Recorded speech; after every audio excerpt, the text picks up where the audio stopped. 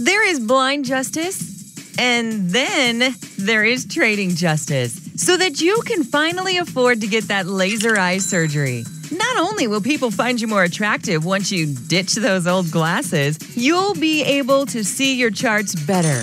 That's what we call win-win. Speaking of winning, it's time for a little trading justice. Brought to you by TackleTrading.com.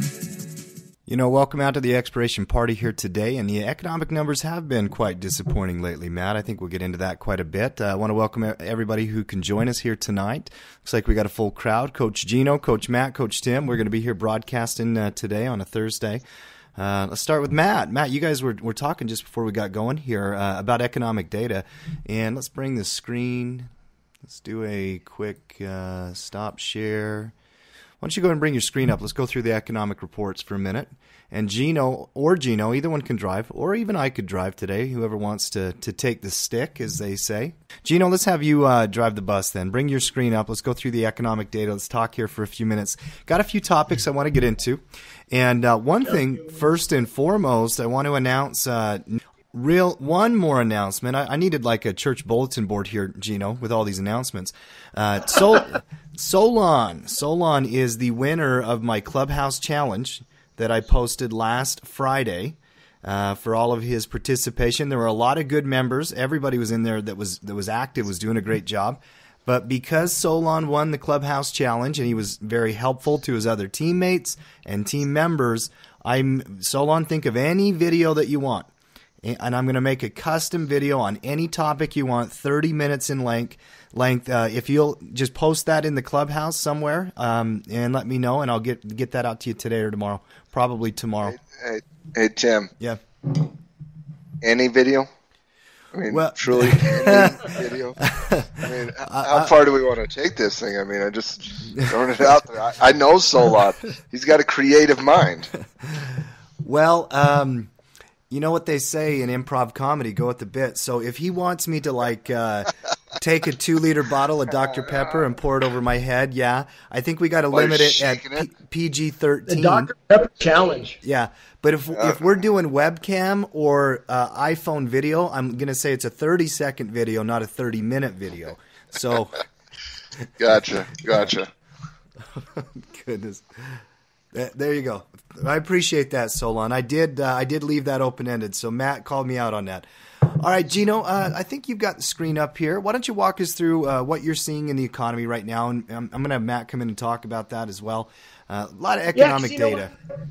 Because Matt's going to really give a great angle on what I'm going to show you here because he's into the Forex thing, and it's really all about the dollar, and there's been no time in my history of trading where I've seen it so strongly influenced by the dollar.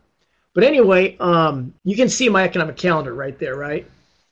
And we are in the economic calendar. To get here, you just go to Trade Center, and you'll see down here in the bottom left-hand corner, economic calendar, right there.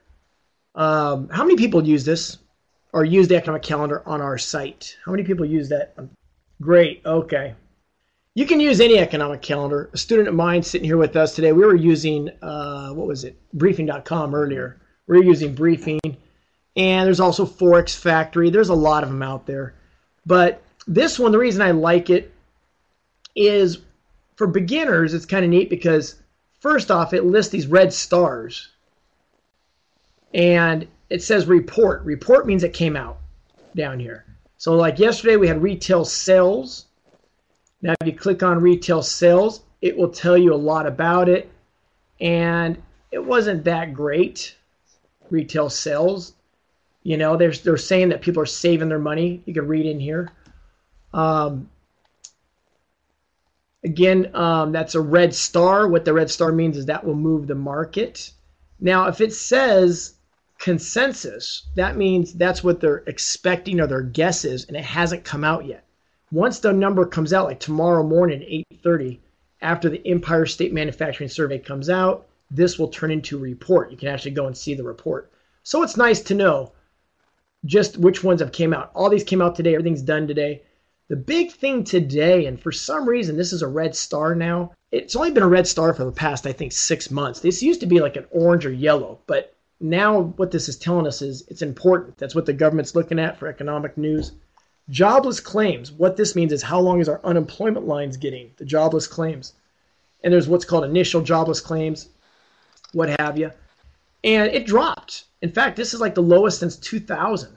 The lines have gotten really short on the unemployment lines, or employment in the unemployment offices. And they watch the moving average. It's like a, 4-week moving average here. As long as this is below the 4-week moving average, that's considered good. But what they did is this is one of the few indicators they actually put a moving average on. They actually use a technical analysis tool. Not because they're traders, but because it jumps around so much week to week that's easier to get an average. So most people look at which way is this 4-week moving average going. It's going down. So that's good news. Now you'll talk to some people that don't believe in that because, the unemployment claims you can only do it for so long. They fall off the unemployment line. It's the data that they're using is kind of off. But long story short, it is going down, which supposed to mean strong economy. And let me go back here. Another thing that came out today was producer price index right here. Producer price index, it was less than expected. The consensus was 2%. That came in line, but the other part of it was negative.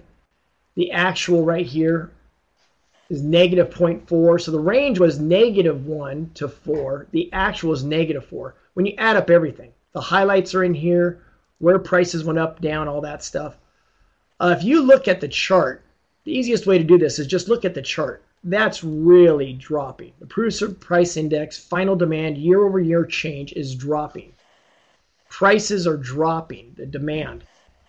Long story short, there is no sign of inflation here. There is no sign of inflation. And what does that mean? Well, Matt's going to, we've been harping on this every coach's show and every expiration party. If you guys are rookies and you don't attend the pros weekly coaches show, we've been talking about this and keeping you up to date. But what it is they want to raise interest rates to control inflation. And they keep talking about raising interest rates. Well, the thing is there is no inflation in a lot of areas yet because oil dropped and prices have dropped. They don't have a reason to raise interest rates. But why do they want to raise interest rates? Because that's like loading the gun. They need that ammo. So when a recession comes around, they can drop interest rates. Well, they can't drop them any lower, so they have to get them off the floor. So they're looking for excuses for inflation to go up. And I kind of feel they want the dollar to go down because that really helps inflation if the dollar drops. Well, the dollar just rallied pretty heavily, and it's finally going back to bearish. And manufacturing data also has to improve. It's not a cause for inflation. So the economic data, just to save you guys a lot of headache, is we watch it every week. We're pushing off the interest rate hike. They're talking possibly June. I think Matt and I were talking. We're thinking September at the end of the year, possibly. So what happens if they don't raise interest rates and recession comes up? Well, then they're out of strategies to control it. The other only strategy that they use is quantitative easing. And that would be bad because they already burned through 18 trillion. They don't want to go back into that race like Europe's doing right now. Another thing, in case you missed it, Europe is copying us on the quantitative easing. They said, hey, it looked like it worked for America, and they're up and running. They look strong. Let's do it. So they put out $1 trillion of bond buying, but they're going to do it in chunks of 100 billion at a time. That's a big number, 100 billion. That's a 1 in 9 zeros of bond buying. And they're only 10%. That's 10% of the trillion. So it's going to take them a good year, I'm thinking, for them to go through that or more. So that's going to definitely have an effect on the euro, which means the dollar will go back up. And that's going to be interesting because our government wants the dollar to go down. Yeah. So it's going to be a big tug of war there. So it's going to be interesting times ahead. So I know it's going to be hard to learn all this. Like we're talking about, a lot of this is over a lot of people's heads. It's pretty boring. Best thing you can do is stay tuned to Matt's Forex report and Tim and I talking about the economy because it's a lot to digest going on, especially if you're working 9 to 5, you're not a full-time trader. How are you supposed to keep up with this stuff every day? Well, that's what this site is for, just one of the things. Yeah. But I like this economic calendar. Well, that's what I was just going to say right there. That's the whole reason why we have this team. I mean, we are full-time traders, and we've done this for a very long time. And so for a new trader to be able to watch these reports, and guys, just by a quick poll here in the chat, how many of you get a chance to watch the Forex report every week? Are you sitting down in that video and you're watching it? Most everybody. Okay, good. Good. Always. Okay, good. Yeah, and I think it's really important to always, whenever a coach puts out that kind of content, and the report section are the most important to me, because that's when we sit down, we go through specific areas of the market, currency, commodities, equities, options, and we put that content out there for you. I know I'm doing the commodities report today, and it actually took me, I was going to do the video before the class, Matt, but I was gathering so much data. And do you guys ever do this where you start clicking on the news headlines and then you look at the clock and it's been 2 hours and you're like, where did the time go? So much interest. Gino says the international economic news stuff is boring. I'm fascinated by it. The stuff going on in China right now, in Europe, the expected, version of their own quantitative easing in China, Matt, it's driving markets as well. I know it's driving copper prices right now and metal prices, but what do you think of the currency markets here? Let's touch on it for real quick. I know today we want to talk about options more, but Gino's bringing it up. A lot of good stuff here. What's your opinion on the dollar and the currency markets? Well, I'm absolutely fascinated by what's happening out there in the marketplaces. A lot of yin, a lot of whipsaw effects out there. But a couple things Gino said that I want to touch on. One, he said, when in terms of the dollar, and he's never really had to deal with this environment with the dollar in his trading career. And guys, you got to realize that's a 17-year vet saying that, because for the most part since 1999, and Gino started in 98, for the most part since 1999, we've been in what's called the depressed dollar environment, where the dollar started going down. And a lot of it was due to the petrodollar, and the petrodollar was basically in 1999, China and Russia started moving away from the petrodollar.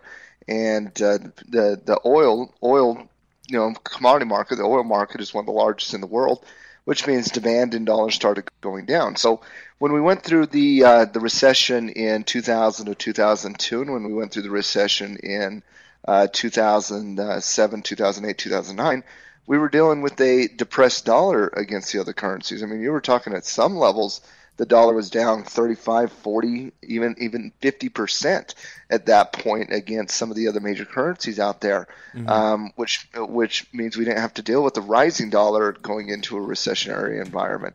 And for the first time since 1999, we are now dealing with a rising dollar in that environment. So, it's a different environment. It's a different cycle. And I think, and that's probably why we've spent so much time on the dollar over the course of the last 6-8 months, is because a lot of traders, myself included, Gino, Tim, and any trader who started their career from 1990 on has never really had to deal with a very strong dollar going into a recessionary environment. And like Gino said, the U.S. government doesn't want a strong dollar. The central bank doesn't want a strong dollar. But they really don't have any choice about it, because the dollar is a free floating currency. It's not a pegged currency. It's not a pegged currency to a commodity. It's not a pegged currency to other currencies. It's free floated, which means its value is associated to the value of other currencies. And so when you have economies in the world going into recessions, the value of a free floating currency is typically a reflection on the health of an economy. And so when you see the dollar over the course of the last 8-9 months move up literally about 25%, 20% in some capacities, that's going to have a direct impact on exporting. And if we can't get our exporting going up, and guys, just last week we had a negative 50 billion for the month of April on exporting, and a lot of that was due to the dollar. If we can't get the exporting going up, guys, it's recessionary time. I mean, that's just how it is, and our economic reports are a direct impact on that over the course of the last couple months, because now the U.S. is kind of showing a negative economic reporting session, and today was just an exacerbation of that. Same thing with yesterday with retail sales. Retail sales basically was zero yesterday. The inflationary report, PPI report, was a -4 today. And that's just the continuation of what we have seen over the last 2-3 months in the economic reporting cycle, going into some degree of recessionary impact. So, a lot of people, and I want to make sure everybody is fully aware of this, because this is very damaging for the future of the market. The market prices in expectations, and the market right now, guys, the market is not. They're not believing that the Fed's going to have liftoff this year. That's what's happening with the market right now. When you look at the S&P 500, and the S&P 500 is currently at the highs, when you're looking at that, and the Fed is coming out there and saying, hey, listen, we're going to raise interest rates, and the market isn't pricing that in. The market is basically calling the Fed's bluff right now, saying, good luck. Good luck to you pricing this in. Good luck to you raising interest rates in a negative economic environment. We don't believe you, so we're going to keep the market at a high. Well, when the Fed actually comes out and raises interest rate, and I've said this many times, I think the market's wrong on that. I think the market is absolutely wrong with the Fed. I think the Fed will raise the interest rates. I think they have to raise the interest rates, and I think they have to raise the interest rates not so much to combat inflation, because like Chino said, when you take into account what's happening with inflation right now, we don't live in an inflationary environment in the last year. We're living in what's called a deflationary environment with what's happening with oil, what's happening with some commodity prices out there. And so, and by the way, the inflation can rise very, very quickly, but at the same time, our economic reports have not indicated that we have inflation. And so the market's like, well, are you really going to raise rates when we're dealing with a recession, going into a recession, when you're dealing with a negative inflationary rate, which is just going to exacerbate that problem? So they're saying, why would we price that in if historically they want to do that? Well, guys, the Fed's going to need to lower rates after the next crash. They know this, we know this, and so because of that, they are going to have liftoff this year. I would be very, very surprised if they don't have liftoff this year, Tim. And when they do have liftoff, I think it's very damaging for the marketplace, for equity prices in the marketplace, because of it is not priced in. Most times, Tim, and you know this, the efficient market theory, most things that are already known are priced in. Well, the marketplace doesn't believe that you're actually going to have liftoff this year, so it's not priced in. So now that no interest rate is priced into the marketplace, if they have liftoff in June, watch out. If they have liftoff in October, watch out. And so it's going to be really interesting, but I do believe that the battle between the Wall Street traders, the institutional traders, and the central banks is one of the most fascinating things I've seen in a very long time. Well, it goes back to just the concept that groupthink, or a collective consciousness, that really drives Wall Street. I mean, they're guys that are focused on right now and getting returns right now, and it's driven that way, and that's the way they run it until things change. And then when it changes, they all change at the same moment. And so I don't think it is priced in either. Yeah. Coach Noah, I just saw you pop in. I want to bring you in here in just a minute. Matt, why don't you go ahead and finish that thought? Well, liftoff is liftoffing the interest rates, actually raising the interest rates. And that's what I mean by liftoff. And so whenever you hear that word liftoff, it simply means that they're going to be raising interest rates.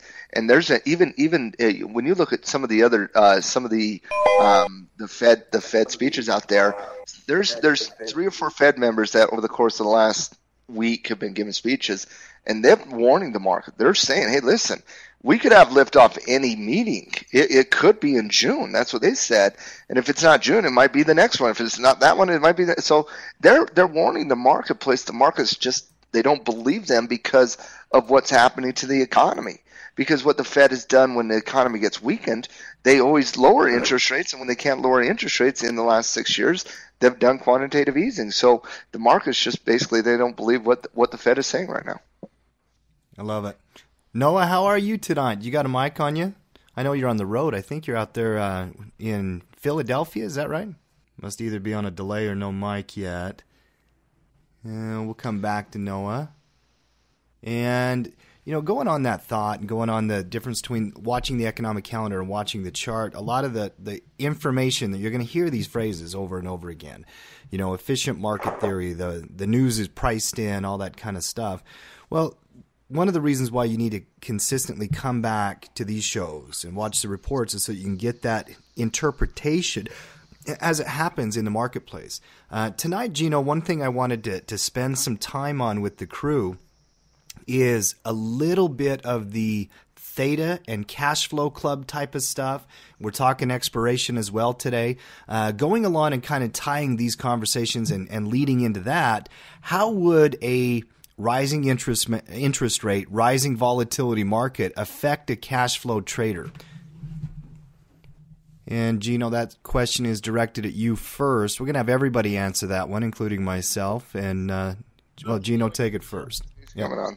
Yeah. So as interest rates go up, that is going to be adding to what's called the rho of an option. I don't know if you guys forgot what that was because interest rates been low for so long. But you got delta, gamma, theta, and rho, spelled R-H-O. Who knows what rho is? It starts with an R. What's it stand for? What is it? Interest rates. Rates. You got it, Solon. Rates. Theta starts with T, so that's time. Delta starts with D, so that's direction. Rho starts with R, that's rates. Good job. Rho goes up.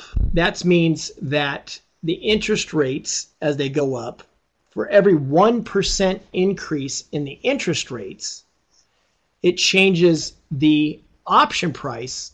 And since interest rates are going to go up, the option prices will go up. Now, honestly, it really only affects leaps. Leaps are options that are 9 months or longer. That's really the definition of a leap. Any option that's 9 months or longer. Because the way it is they're a different symbol when they're 9 months or longer. They kind of fixed it because they were overlapping and some stocks and options had the same symbols. So anything over 9 months had extra letters on it.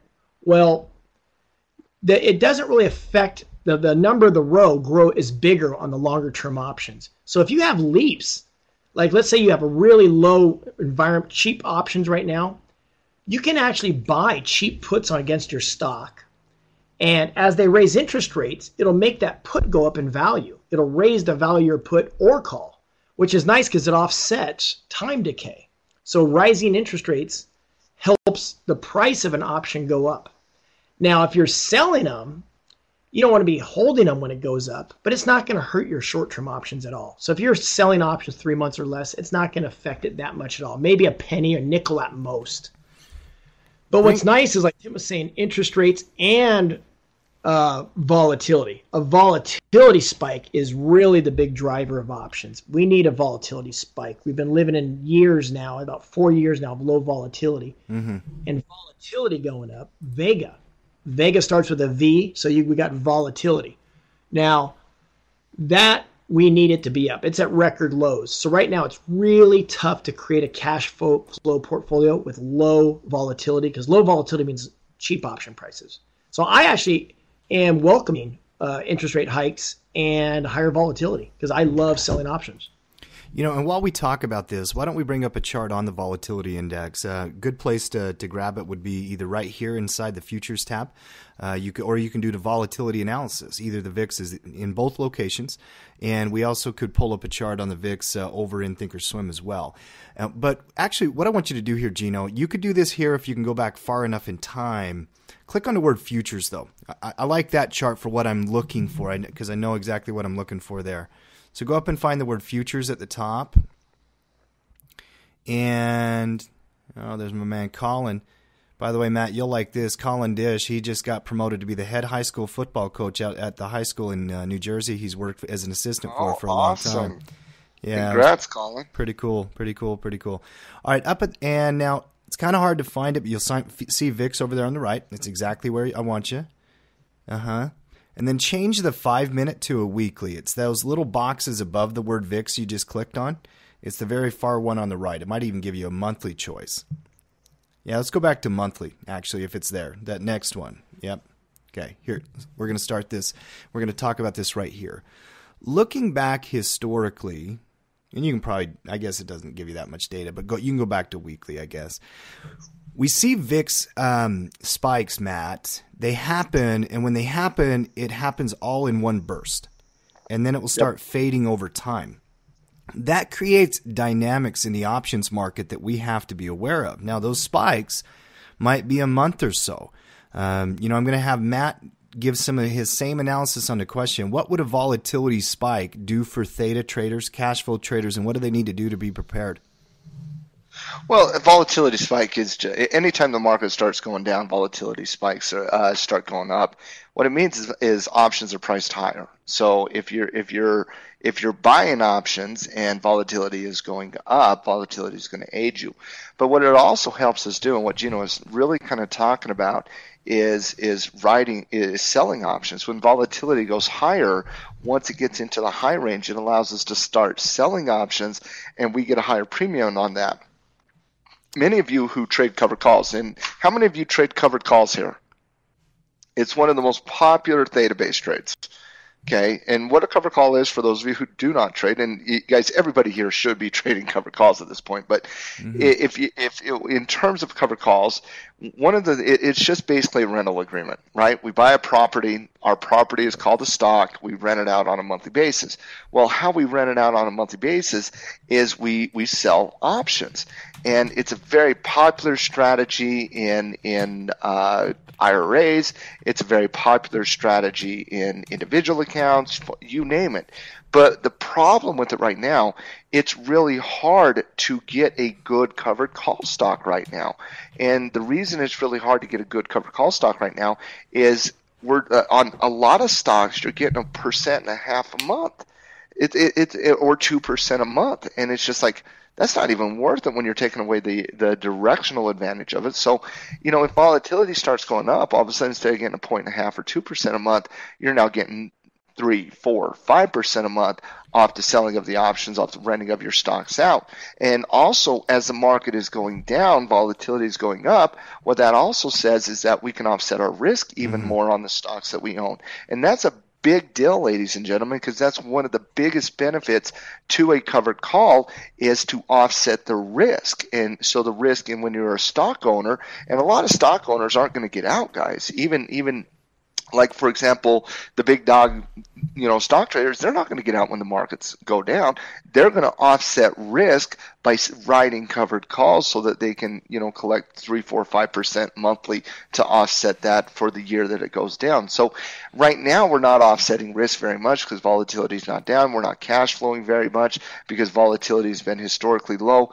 And so a lot of traders like Gino, myself, Tim, Noah, and almost every other trader we know, we want volatility to go up. We need volatility to go up, not only so that when we find good buying opportunities and we can take advantage of that, but also so that when we write covered calls, when we do naked puts, when we do cash flow strategies like credit spreads, we can start to profit a little higher in that environment. No question about it. And Gino, I don't know if you saw that. I accidentally clicked a button up there that took your screen down. If you could pop that back up, and we're going to go through some Thinkorswim stuff. Or Matt, you could drive it as well. I'll drive. Yeah, why don't you bring it up? And I also want to go into some risk graph stuff. I'm going to answer my own question. How does a volatility spike impact the overall markets? And I'll tell you, there's two phases, guys. There's the identification of the volatility spiking. And the only thing that's going to make volatility spike the way we saw on that graph, and Matt, pop up the VIX here. Actually, in Thinkorswim, we might be able to get a little bit more data on this. So you've got this monthly graph. There are phases like in 2007 and 8. If you're in a true market crash, it's going to be so severe that you have to hedge, protect, and learn how to protect your portfolio. Okay. If you're a cash flow trader and volatility all of a sudden comes out of nowhere and you don't have hedges or stops or protection at all, or you don't do anything, you're going to lose in that month. And you're going to have a drawdown month. Now, this is very, very key. Okay. It's okay to have a drawdown. It's not okay to let your account just get blown up because you won't take the wheel. All right. So learn how to hedge and protect. It does not mean that you should not come right back and start cash flowing, though, because once you survive the initial burst in volatility, Once you survive the initial surge in volatility, if the prices in the market are coming down and you protect, you hedge, you do what we're telling you, you follow all that kind of stuff, then you start selling credits again. The best time to trade as a cash flow trader is when volatility's been high and it starts to fade back down. That's when short strangles, covered calls, naked puts, bull put, bear call, all of that kind of stuff is very, very lucrative in those times. Gino and I talk about it all the time. Matt talks about it all the time, about theta trading, and many of you have never really seen what theta trading can be when the VIX is at 30 or 40. And, it doesn't have to go all the way back up there. Even in the mid-20s or closer to 30 would be historically closer to a higher range than where we're at right now. The VIX at 12 and the VIX just in this market has continued to stay near the lows. And what you're going to learn about volatility is that it will stay at the lows or near the lows or range bound as long as the market is what I call business as usual. As long as the guys working on Wall Street, Matt, put their suit on, take the train, and they don't get too stressed out. They just read the paper or check their iPhone on the way into work. It usually the volatility is not going to spike.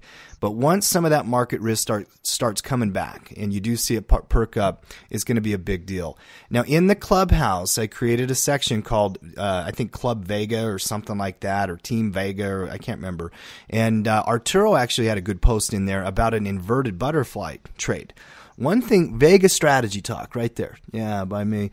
So if you're interested in talking about some of these Vega trades, you can come in here and take a look. I put in the video. I embed that video in there. If you haven't seen it yet, go watch it. It's about reading implied volatility cycles and understanding it.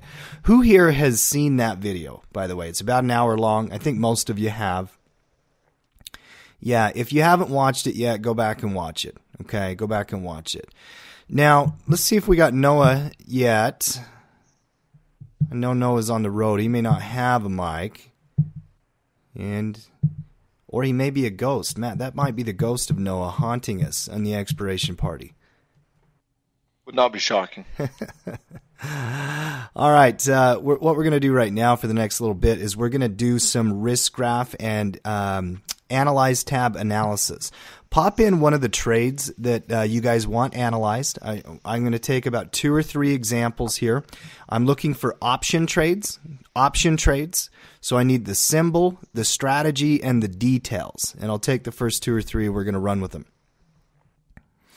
One of the things about risk graphs, and one of the reasons why I think it's very important that each of you spend time learning how to use the risk graph, is that you can get information about what to expect from your trade. Okay.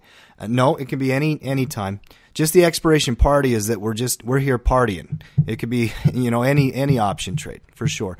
And really, I actually think we're going to rename this. We're going to call it the Cash Flow Club, because it's not always just about tomorrow's expiration, but just options in general. Yeah. All right. We got a few coming in here, Matt. And first one, Baba Iron Condor. Long term, January 16, 130.45 and 60.45. 15-point window on that, Matt. This will be an interesting conversation, actually. Good one there, Dina. Dean. Now, she had the 130, 145 call spread and the 60.45 put spread.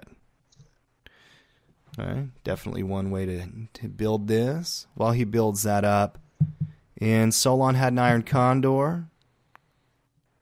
Matt, Dina emailed me and she said, "Hey, I'm going to Atlanta." And I said, "Dina, you got to go get a chili dog at the varsity there in Atlanta on the Georgia Tech campus." Right off the freeway. Yeah. Awesome. And, they're a heart attack on a plate, but they are very, very good. That's no doubt about it. Iron Condors. Iron Condors are a 4-legged strategy. It's a 4-legged trade where you use 2 different vertical credit spreads in the same expiration to generate a credit. Okay. Now, you actually can go long Iron Condor, but generally when somebody says Iron Condor, they're thinking about the credit condor or the short Iron Condor. And most of the time, it's built as a cash flow trade. Matt, open the slices on this one real quick. And let's drop the number of contracts down to 1 just so we can analyze it per contract on the numbers. one of the things about the risk graph that's very helpful is learning to use the information. Now, I have a general way of explaining this to people, is the risk graph is only good if you have something you're trying to figure out. If you just go into the risk graph and stare at it, well, it's a nice picture, but you got to learn how to move it around. You got to learn the X and the Y axis. You got to put some time in to learning the tool. Now, Matt, the number in the middle is where the current price is, and there's a number on theta. Tell me what the price slices say for theta. On the 59, 58, 58. Okay. So by going as far out as Dina has, she's gotten a lot of cushion. Okay, she's gotten a lot of cushion on this stock. I mean, all the way up to 130, all the way down to 60, huge amount of cushion, but it doesn't generate a lot of time decay. You know, in classes and books and, you know, videos that we do, we talk about the time decay, graph where in the last 30 and 45 days, it really rapidly starts to fall off a cliff, and that increases the theta rate. Here, we're not picking up a lot of theta, but what we are picking up on is a really big Vega number. Matt, read that Vega to me. The one at the money, the current price is -10. Okay, -10. Now, by just in the chat, tell me, just say, put in the word headache if the option Greeks give you a headache. If you're the type of trader that doesn't like looking at them because they're too complicated for you. Okay? Anybody there? Anybody that way? A little migraine? Maybe a minor headache? Matt, what would you tell a trader that just would tell you, hey, man, these option Greeks, when you guys talk about them, it's just too much. It's too complicated. How would you help them approach the topic? I would say retirement accounts in bear markets is too much. Yeah. I mean, these tools, even though they may feel challenging, they're very important that you understand them. Because when it comes down to running a portfolio, especially an options portfolio, you have to understand the Greeks. It's kind of like if you get behind the wheel of a car, you've got all those gadgets in front of you for a reason. Your speedometer, your gas tank, your odometer, the heat of the engine, all that kind of stuff is trying to tell you something. Same thing with the option Greeks. Now, with the theta number being 0.50, and the Vega number being -10.00, which characteristic is more important to Dina's trade class? Is it time or volatility? Here's a simple thing that happens. There's a relationship between theta and Vega that just as you go out over time, you're going to see this change. Volatility is going to impact this trade more. Now, Matt, go to the chart. I'm going to teach a really important concept that people can get confused on all the time. Now, Matt has implied volatility down there at the bottom of the graph. You'll notice that volatility is 0.23 on that graph. Okay. Does that measurement affect Dina's trade? The answer is no. Okay, because the January options are so far out, they're not being measured on that implied volatility chart. When you're looking at implied volatility, you have to consider not just the general conditions behind the stock, but the individual conditions behind your strikes. Matt, let's go back to the Analyze tab and go, instead of the risk graph, go to the Simulated Trades window. Up on the top left, yep. And find the IV, the volatility number. Let's change one of the columns. Got a million defaults real quick. So implied volatility, probability, OTM right there. That would work. Okay. So the volatility for the January options at those individual strikes is still quite high, 90%. And if we go up to the 130, it's about 85%. It's kind of small on mine. I can't read it. Is it 95? 95. It's 95. 95. Yeah. So even though the volatility graph on the chart only says 21 and it recently looks like it crashed, the volatility for Dina's options did not crash. Okay. Now I'm going to remind the people of the word headache. I know the more big words I use, it's probably going to increase that headache. We might need some aspirin. Maybe with a pro membership, Matt, we'll send everybody a bottle of aspirin. I like it. Yeah. Tackle trading, obviously branded. We'll have to get a drug company on that. Yeah, I'm not sure that's illegal to send that through the mail. All right. Anyway, what's another thing on our NSA record? Come on. Sure. Well, the NSA is right down the road from you, and in fact, since you moved, you're now closer to them than I am. So I think they'll grab you first on the way to my house. Yeah. That makes me paranoid, actually. Thank you very much for that. Product depth. I look at that first instead of the numbers. Well, I mean, there's when you say product depth, what exactly do you mean there, Aliba? Are you talking about open interest volume, that kind of thing?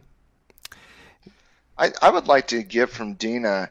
Alina. Yeah, I figured it was Alina. She just typed it in wrong. Yeah. I would like to get from Dina, what was the purpose of the trade? When did you put it on? What were you trying to accomplish with this trade? Because this is an offset iron condor that is not traditional. I'm not saying it's bad. I'm just saying what was the purpose of it? Because you can't evaluate anything until you understand purpose. I believe the Matrix taught me that. Oh, by the way, Paul just pointed out a very important fact here, Matt. I was reading the probability out of the money column. Implied volatility is closer. I thought 32. That was 32%. Yeah, not 90, but still higher than the 21. 32 and 30. Still higher than the 21 that we were looking at on the graph over there. Good catch, Paul. Really high probability, a lot of cushion, probably just an easier management style. Now, what? So hold on, Tim. Let me ask Dina a couple of questions. Dina, was this an earnings play? Or is this after earnings with volatility being low? Okay, after earnings. So to me, I guess the purpose of the trade here is to, send it so wide out that, we're going to capture, we're just out of the money, right? We're so far out of the money here that, it's probably not going to hit the strike prices. And you're right, it's probably not going to hit the strike prices. Most iron condor trades are theta-based trades, where we're trying to capture the theta. And with the trade here that you have, Vega is much more important than theta is. And with Vega already being depressed and being so far out, with Vega not really impacting the trade that it is today, you need Vega to really drive down hard for you to be successful in this. The question I have for you is, over the next few months, is Vega going to really drive down hard? And there's a specific cycle to this, Dina. Vega doesn't stay low. Vega goes up, Vega goes down, and it goes up and down based on earnings. And so if you're looking at holding this trade until January, you're looking at holding through two different earnings cycles. And the next earnings cycle isn't going to be as important, but the cycle after that, Vega is only a few months out from your strike prices. I don't see this as a winning trade.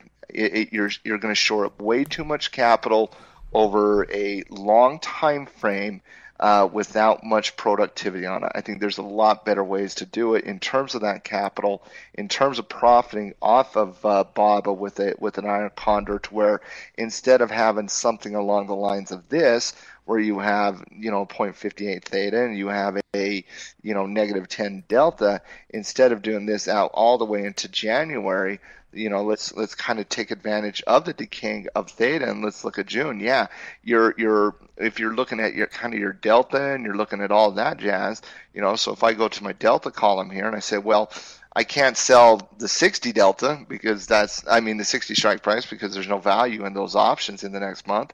But if I, sell an iron condor here in, June of next month, and I sell the 82.5 and, buy the 75.5, or excuse me, let's go with the 77.5.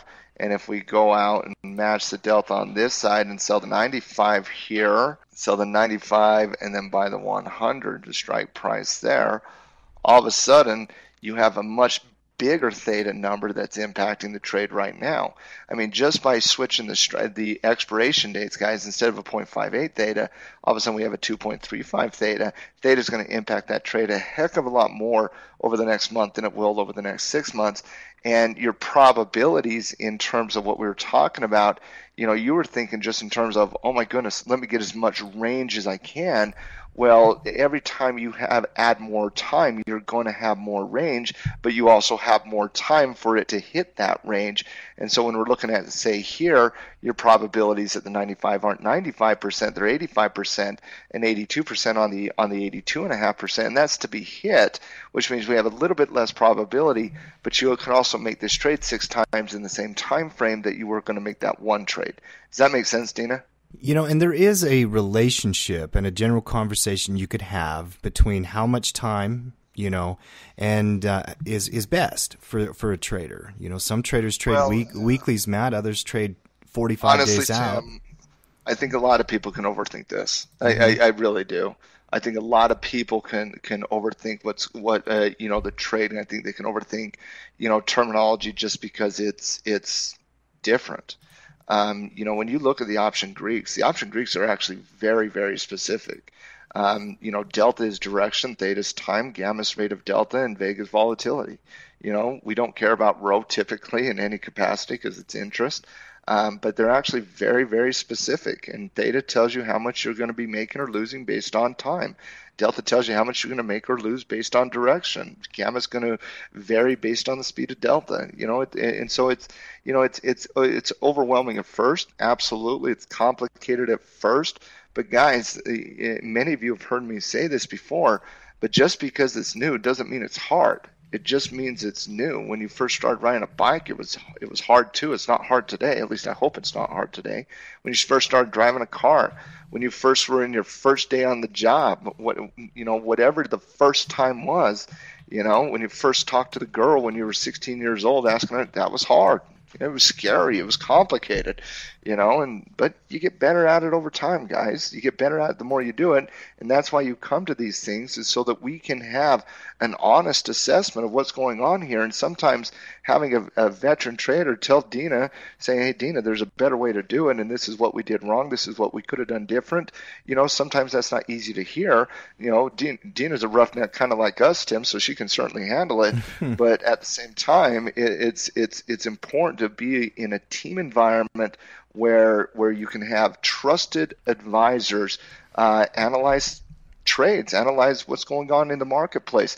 I mean, just for 1 second, guys, how many of you are going into your first bear market where you're actually aware of your retirement account? You're actually aware of trading. For most of you are, right?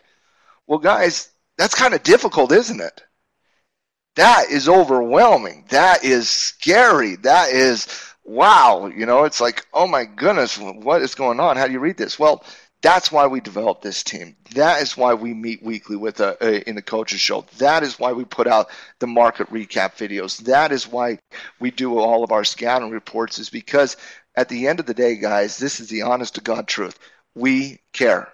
We care about our team. We care about the consumers in America. We care that, and we're so frustrated and sick of it that people don't get that opportunity out there.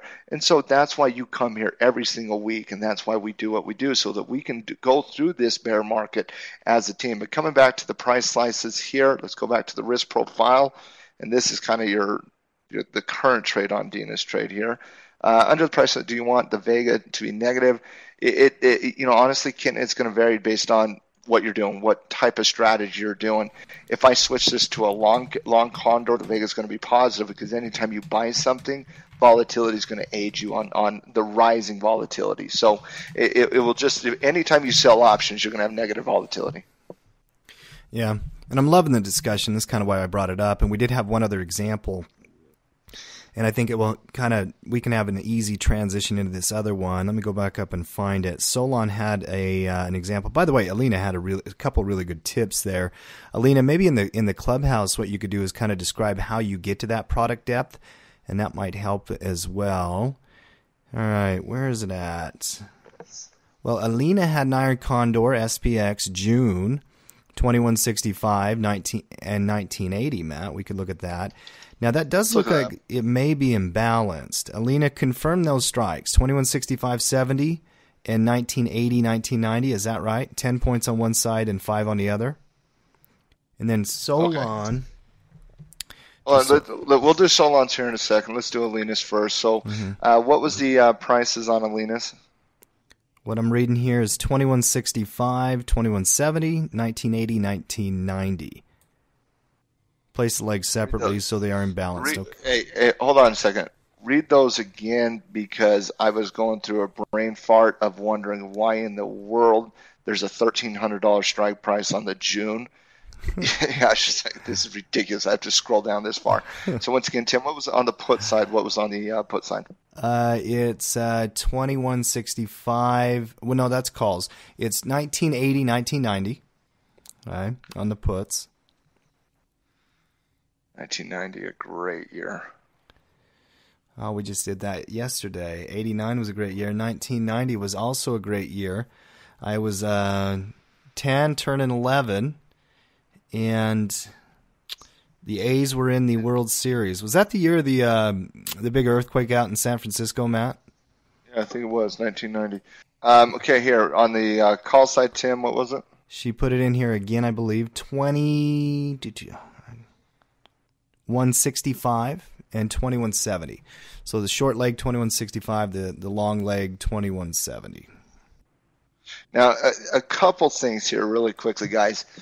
And I know, Alina, this one's a little differently because you place the legs separately. It's going to categorize it separately.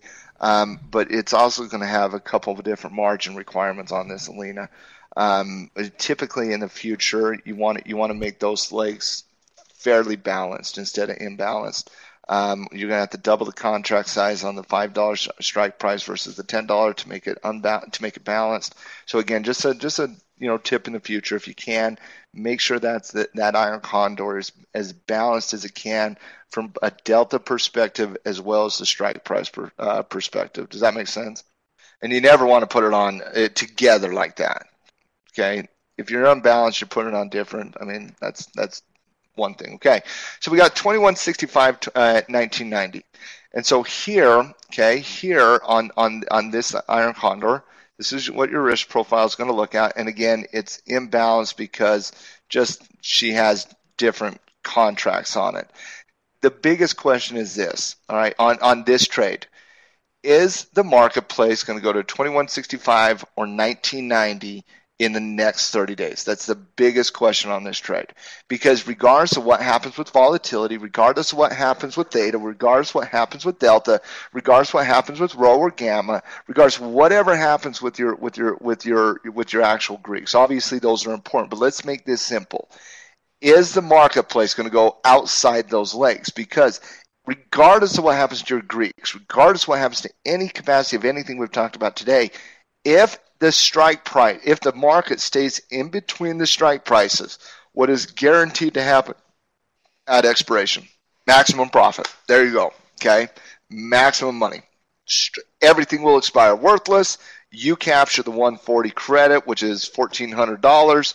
Boom. That's done. So the question becomes to us, in terms of looking at that 1990. First of all, I would be shocked, amazed, if the market goes to 1990 in the next month. I'd be shocked. I don't know if the market has it in it to sell. You're talking currently at 21.20. You're talking, what would that be to the downside? You're talking about 130 points. You're talking about 7%. Okay, about a 7-8% movement to the downside. Not out of the realm of questions. Okay, but anything I've been seeing in the market this year, the market doesn't want to sell yet. That's just me. The market does not want to sell yet. The biggest question becomes then on the top side, and here's where the risk is, Alina, in my estimation. Okay, in my estimation, right here at 2120, this is a very important resistance level for it. Okay, an extremely important resistance level for the S&P 500. It's right there in that range today.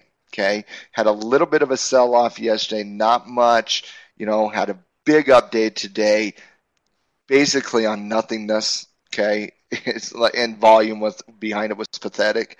But if the market does break out, can it get to 2165 fairly quickly? That's only about 40 points in the marketplace. The ATR is about 21 points right now. It could get there in 2 to 3 days if we start to see some sell side action. So if we start to see some buy side action, if we see some buy side action coming up into that in the breakout, if we do get some confirmation on the breakout, the question becomes, do we just hope or should we do something about it? Got to do something about it, right? Got to do something about it. So what are the options? And I want to throw this out to my esteemed coaches out there. If the market breaks out of 2120 here, this major resistance level for it, what can Alina do to offset the risk now to the call side? Because the put side isn't at risk at anything right now. You can hang on to it. You can let it go. You could keep it for insurance purposes, just in case it starts to go back down. I mean, regardless of what it is, you're probably not at max credit yet on it, which is net liquidation value, but at the same time, really not a whole lot of risk to it right now.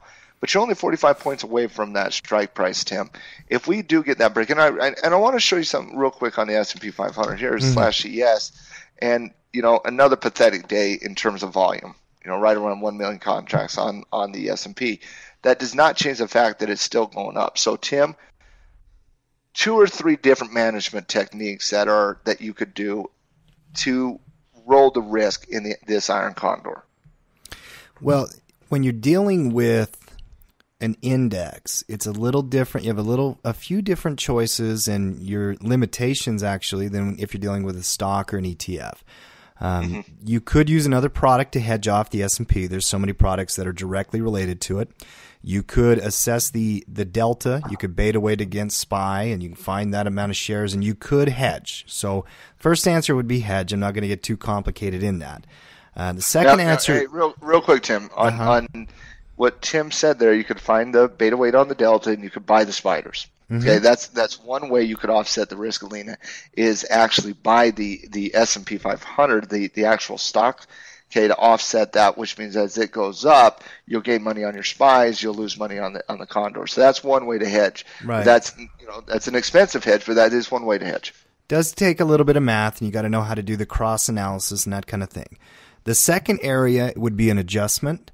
And that's where, if you think about what you have on the top side, you have a short call, you have a long call, and then you have nothing else. Well, you could buy more of the long calls and turn it into a ratio. You'd have to assess the cost, the price, get a good fill. You could turn that into a ratio spread and kind of you tuck off the risk at the top is what you do.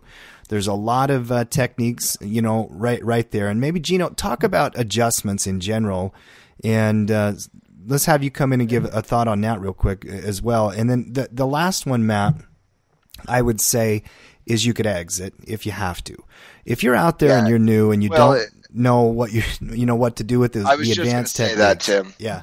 If you don't know what a ratio is and how it imbalances the contracts and whatnot, and if you don't know how to roll out and up and out or whatever the case might be, the best bet is just to exit the trade. One of the things that took me a very long time to learn, ladies and gentlemen, and I mean a very long time to learn, is sometimes it's just good to take a loss. And that's the truth. Sometimes it's just good to take a loss.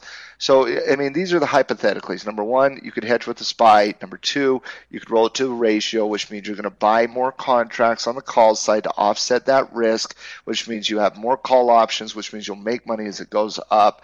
Number three, you could roll it up and out. There's different things you can do. And number four, you could just get out of the trade. So I want to bring in Gino real quick. Gino, do you have your mic up and running? Yes, I do. You've been trading for a very long time, and you are primarily a theta trader, which means you've probably experienced something similar to this many, many, many times. What is your go-to management technique when one of the strikes on a condor is threatened? One of the legs, I should say. One of the sides is threatened. See, it depends on the product, number one.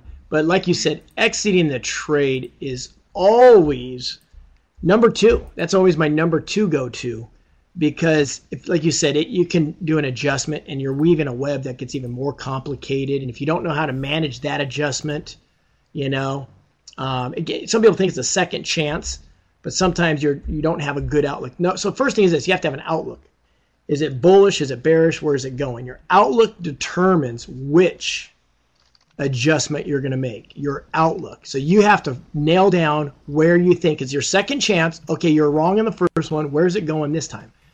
The first go-to adjustment and defensive thing I do is when I enter the trade, I do the right position size. If you're position sizing correctly, so the biggest problem with condors is people do too many contracts. They go, wow, I'm only making 50 cents. So in order to make $5,000, I need to do 100 contracts. And I got 90% odds. Well, they're probably doing 99 contracts more than they should. And then what happens is that it moves against them, and they go, wow, there goes, 9 months. There goes my account. Yeah. So really, your position sizing going into the trade is your number one defensive exit. Going into the trade is planning. That is number one. If you plan the trade, so let's say your biggest loss you want to take is $500, and that's the most you can lose on this trade. Well, then you can be really slow on your adjustment. But if you have too many contracts, you got to be quick on your feet. If it starts going against you, you got to close it down.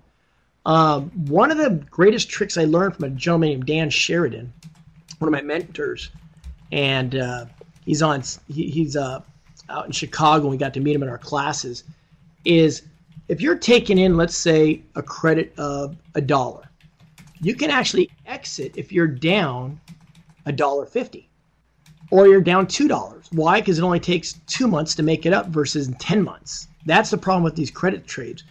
And the holy grail of trading, the holy grail meaning the best thing you can find, is how to fix that condor. And there's a lot of adjustments and strategies. Some work better than others. Position sizing and getting out early when you know you're wrong is the number one go-to. As soon as you know you're wrong, get the heck out while the loss is small. Because on these trades, you'll probably win 90% of the time, and you can make up for it easily. But if you wait too long and you're down 5 times what you brought in, now you got to do the trade 5 months in a row to break even, and it's really demotivating. You're like, oh, theta trading sucks because now I got to trade 5 more months just to break even. But also, hey Gino, can I say one thing to that point, because sure, it's so important. That is one thing that my mentors told me as well, guys. If you take max loss on a credit trade, condor credit or vertical credit, it will take you 5 trades just to make up for the max loss on the one trade. But if you pull off the trade before it gets to your strike price, like for example, Lita, if you pull off the trade before it gets to 21.65, you're only going to have to be successful on one trade to offset the loss on the one trade, because you have about a 1-to-1 there.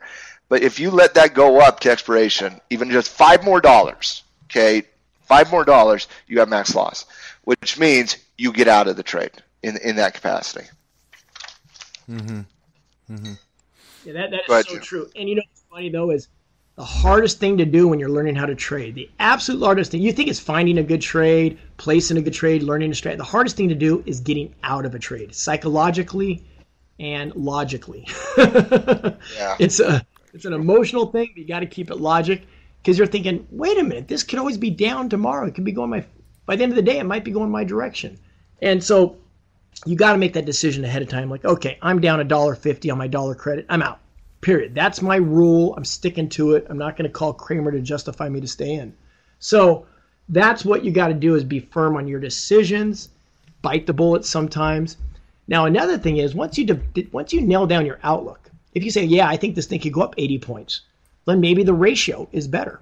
Or rolling that short leg out to a longer leg and making a bull call. Or rolling the credit spread out, or buying a short-term put to protect the whole position, or short-term call on the weeklies. There's so many different things, but you can't do that until you figure out what's your outlook. You go to your P&L graph like Matt and Tim are showing you, and you're saying, okay, which adjustment will work with my outlook, my target, where this thing is going. I just made an executive decision, by Gino, the way. Hold on, Gino. Really quick, Tim. I know where you're going with this. We're past the hour here, but all of this seems overwhelming. When we start talking management techniques, it seems overwhelming. That's why it's so important to virtual trade these. And if you have not had success virtual trading an adjustment technique, you should not live trade it. That's my belief. That's my opinion. So if you're in a live trade and the trade goes against you, the best thing to do is just get out of the trade. That's why we go virtual trade, and that's so that we can make these adjustments and see how they actually work in live action with a virtual environment where we don't have risk instead of a live environment. Does that make sense, everybody? Yeah, I think that's really good advice.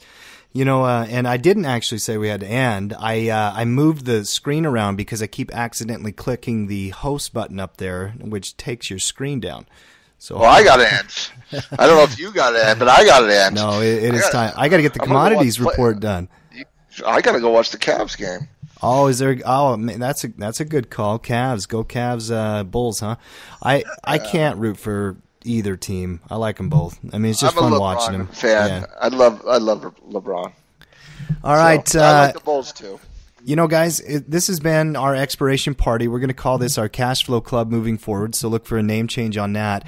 Real quick, if you get in the clubhouse, you're going to love it. I promise. We've got that thing back up and rocking. We're tagging posts. Get back on the website, get in the clubhouse, and start using that forum as a way to communicate. And we'll keep putting good stuff out there on the website. Thanks for attending from tackletrading.com. This has been Gino, Matt, Noah, and Tim, and we are out. Later.